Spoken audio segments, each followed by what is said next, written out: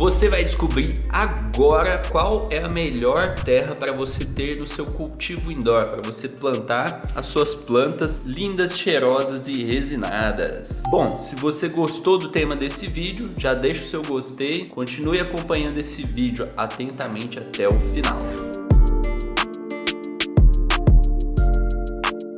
Para você que ainda não me conhece, o meu nome é Jean Silva, eu sou fundador desse canal aqui, Plantando Bem, esse canal para você ter as suas flores lindas e resinadas e ficar livre do prensado. E agora eu vou te falar qual é a terra para você começar a plantar. Muita gente acha que vai pegar a terra do quintal, vai colocar no vaso e boas, a planta vai ficar gigantesca. Cara, isso pode até acontecer se você der sorte, porém, na maioria dos casos não vai dar certo dessa forma. Você precisa preparar uma terra, certo? Qual é o tipo de terra errado? Primeiro tipo de terra errado é um solo muito compacto. Então vai lá, compra uma terra vegetal, faz aquele solo compacto, ou vai lá, pega a terra do quintal, como eu falei, faz aquele solo compacto. A planta, essa planta especificamente, quando eu tô falando de planta, eu falo essa planta, eu não falo o nome dela porque senão o YouTube capota o vídeo. Esse tipo de planta gosta de uma terra aerada. O que é aerada? Você já viu aquele chocolate soufflé? Você já viu que ele vem escrito lá aerado? O soufflé é um chocolate aerado. E o que é um chocolate aerado? É um chocolate que tem bolinhas de ar dentro dele. E a terra é a mesma coisa. Uma terra aerada é uma terra que tem ar dentro dela. Então você precisa colocar um composto na sua terra que vai deixar a terra aerada. É por isso que o solo compacto não dá certo, porque o solo compacto não tem ar. E aí, consequência dessa aeração, a terra também fica fofinha. Então a planta também gosta da terra fofinha. Se ela tá aerada, provavelmente ela vai estar fofinha também. Então essa é a primeira dica. A segunda dica é que a sua planta, ela não vai precisar de uma terra com muitos nutrientes, com excesso de nutrientes. Você vai precisar dar uma nutrição adequada para a planta. Então você vai precisar montar ali um solo composto e dar uma nutrição adequada para ela. Então você tem que evitar um solo muito rico em nutrientes, principalmente nos primeiros dias de vida da planta, certo? Então vamos lá, vamos falar sobre qual tipo de terra usar no seu cultivo. Então,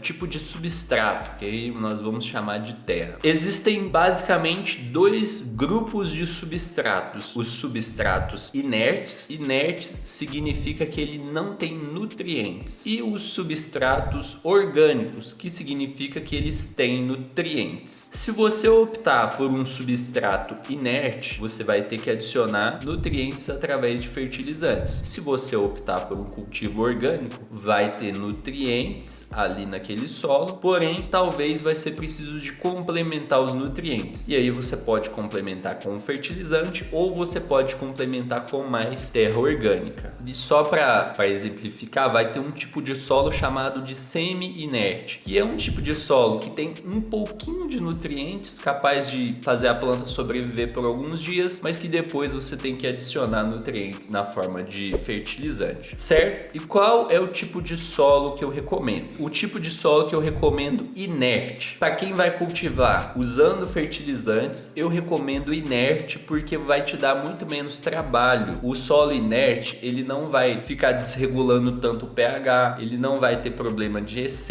ele não vai atrair pragas. Então, para quem vai usar fertilizante, o solo inerte é o top. Qual é um bom solo inerte? Eu gosto, uso, recomendo para os alunos da turma de Growers Dedo Verde o solo inerte composto por 50% de turfa, 50% de perlita. Se a turfa for boa, vai ficar um ótimo solo, é o melhor solo que existe até hoje, na minha opinião. Existem outros tipos de solo inerte, sim, existe, você pode encontrar. Existe até um solo semi-inerte que é muito bom, que é o Carolina Soil.